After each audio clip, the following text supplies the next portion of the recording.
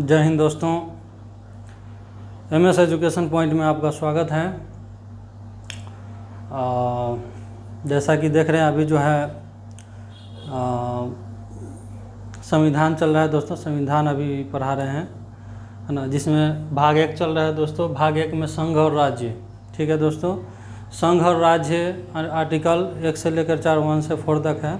अनुच्छेद 1 से 4 तक संघ और राज्य है, जिसमें आप लोगों को आर्टिकल 1 अनुच्छेद 1 आप लोगों को पढ़ा चुके हैं दोस्तों, बता दिए उसके बारे में। नेक्स्ट जो है आज हम दोस्तों चलेंगे अनुच्छेद 2 के बारे में बताएंगे दोस्तों। आज जो है अनुच्छेद आर्टिकल 2 अनुच्छेद 2 आर्टिकल 2 के बारे में दोस्तों आज पढ़ेंगे, हम लोग जानेंगे क्या होता है। सांसद को यह अधिकार है कि भारत के बाहर कोई देश है तो उसे भारत में मिला सकता है, या किसी देश का कोई टुकड़ा है जो भारत में मिलना चाहता है उसे मिला सकते हैं। यानी अनुच्छेद 2 कहता है कि संसद राष्ट्रपति के पूर्व अनुमति पर किसी विदेशी राज्य को भारत में मिला सकती है, जैसे कि सिक्किम। दोस्तों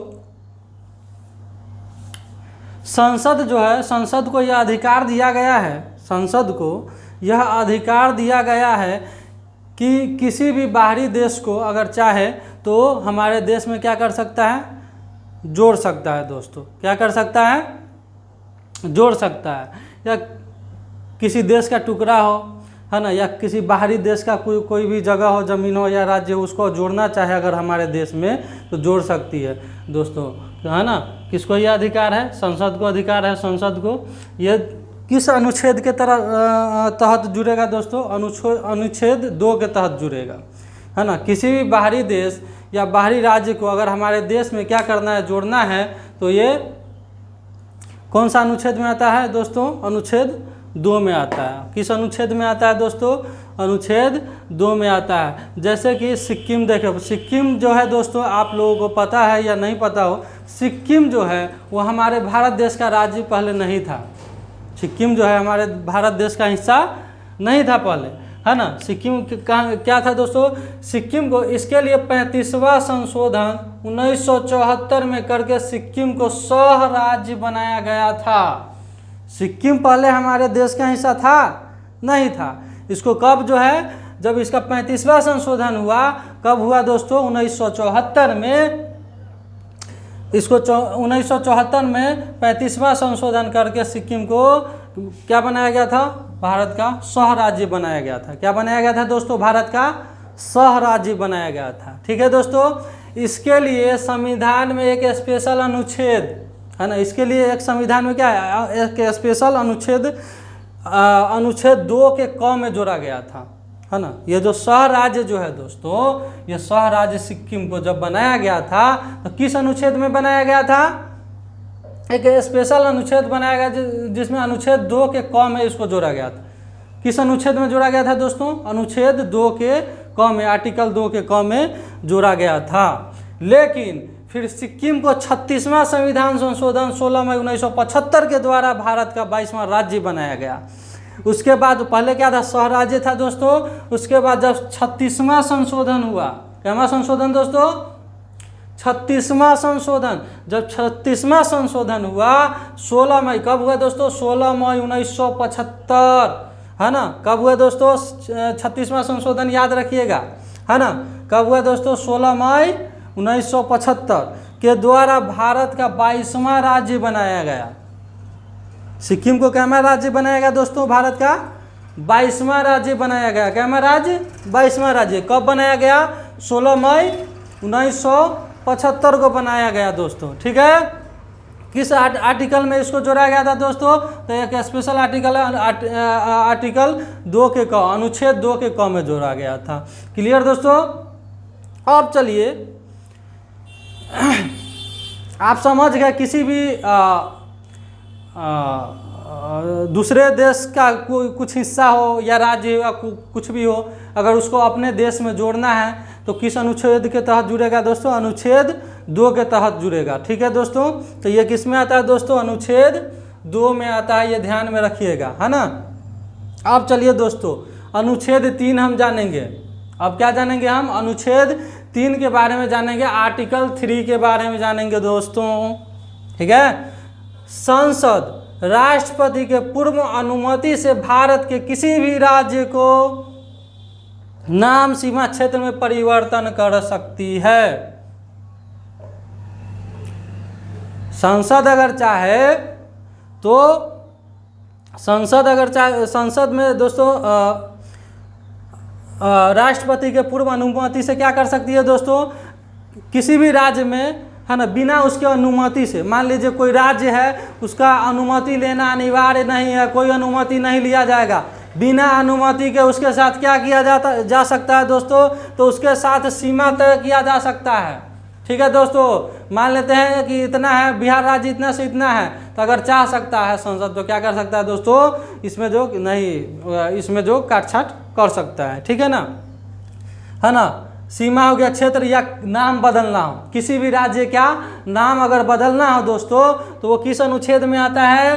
अनुच्छेद 3 के तहत, है ना, आर्टिकल 3 में के तहत काम होता है दोस्तों। किसी भी राज्य का नाम यदि बदलना हो, या राज्य बड़ा हो गया, उसको क्या करना, छोटा है करना या बड़ा करना है किसी और को, है ना, तो ये सब किस अनुच्छेद के तहत आता है दोस्तों? अनुच्छेद 3 के तहत आता है। ठीक है दोस्तों, है ना। इसमें क्या राज्य सरकार की, राज्य की अनुमति चाहिए, है ना, राज्य की अनुमति की कोई जरूरी नहीं है। बिना अनुमति के, बिना उसके अनुमति के, बिना राज्य की अनुमति के हम क्या कर सकते हैं? इसमें बदलाव कर सकते हैं, नाम सीमा क्षेत्र में परिवर्तन कर सकते हैं।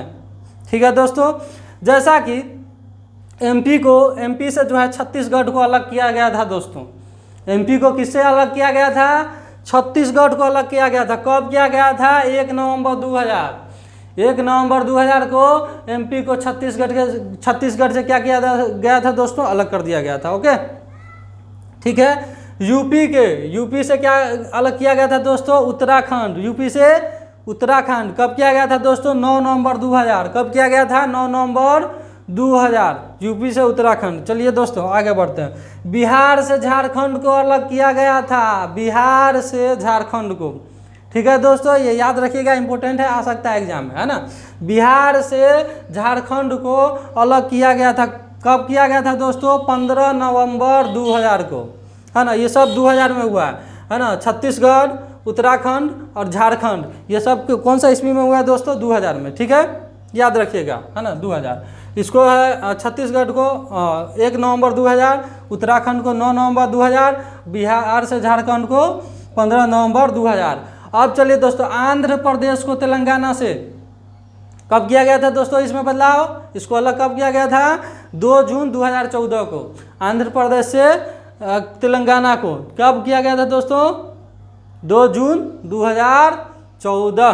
ठीक है दोस्तों, चलिए अब आगे हम देखते हैं अनुच्छेद 4 दोस्तों। अनुच्छेद 4 अब हम देखते हैं। जब संसद अनुच्छेद 2 का प्रयोग करेगी, यानी किसी विदेशी राज्य को मिलाएगी, है ना। संसद जो है क्या करेगी दोस्तों? यदि अनुच्छेद 2 का उपयोग, अनुच्छेद 2 का उपयोग अभी समझे दोस्तों, है ना, प्रयोग करेगी, यानी किसी विदेशी राज्य को अपने देश में क्या करेगी? मिलाएगी।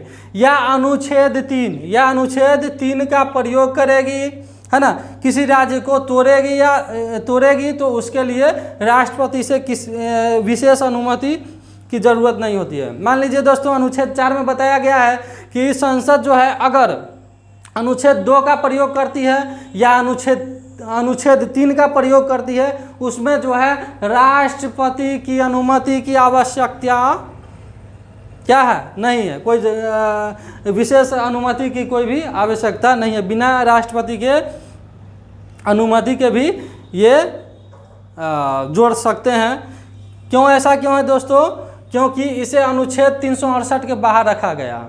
अनुच्छेद 368 के बाहर रखा गया है। ठीक है दोस्तों, अब कहेंगे बाहर रखा गया तो इसमें जो है क्या है, तो हम बताते हैं। अनुच्छेद 368 के बारे में हम आगे जाकर के पढ़ेंगे दोस्तों, लेकिन फिलहाल बता दे रहे हैं कि जिसको अनुच्छेद 368 में रख दिया जाता है उसमें राष्ट्रपति का हस्ताक्षर जरूरी होता है। जिसमें किसी को भी जिस चीज़ को आर्टिकल 368 में रख दिया जाता है दोस्तों, 368 में रख दिया जाता है। उसी में जो है राष्ट्रपति की हस्ताक्षर की जरूरत पड़ती है ना। यह राष्ट्रपति के हस्ताक्षर की जरूरी होती है ना, जरूरत पड़बे करता है, बिना हस्ताक्षर का काम में नहीं होगा। आर्टिकल 368, अनुच्छेद 368 ये ध्यान में रखें। लेकिन आर्टिकल 2 और 3 को, आर्टिकल 2 और 3 को 368 से क्या किया गया है, बाहर रखा गया है दोस्तों। ठीक है दोस्तों, है ना। एक बार और समझ ले, जब संसद अनुच्छेद 2 का प्रयोग करेगी या अनुच्छेद 3 का प्रयोग करेगी, ठीक है दोस्तों, किसी विदेशी राज्य को जोड़ेगी या अपने राज्य में से क्या करेगी, तोड़ उड़ करेगी या नाम चेंज वगैरह ये सब करेगी दोस्तों, उसके लिए राष्ट्रपति से किसी विशेष अनुमति की ज़रूरत नहीं है। इसके लिए राष्ट्रपति से किसी विशेष अनुमति की ज़रूरत है दोस्तों, नहीं है। ठीक है दोस्तों, इसे अनुच्छेद क्यों नहीं है, कोई पूछेगा क्यों ज़रूरत नहीं है भाई, तो कहना इसे क्योंकि इसे अनुच्छेद 368 के बाहर रखा गया है।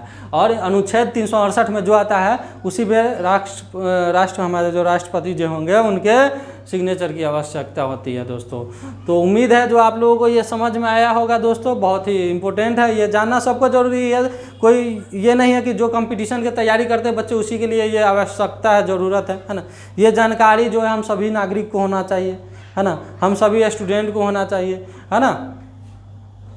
तो दोस्तों हमारा जो YouTube चैनल है दोस्तों MS education @MS education point 1, इसको आप लोग जो है सब्सक्राइब कर लीजिए। और हमारा एक फेसबुक पेज है दोस्तों MS एजुकेशन पॉइंट, उसको फॉलो कर लीजिए दोस्तों। ऐसी जानकारी के लिए आप बने रहिए और मिलते हैं नेक्स्ट वीडियो में। जय हिंद।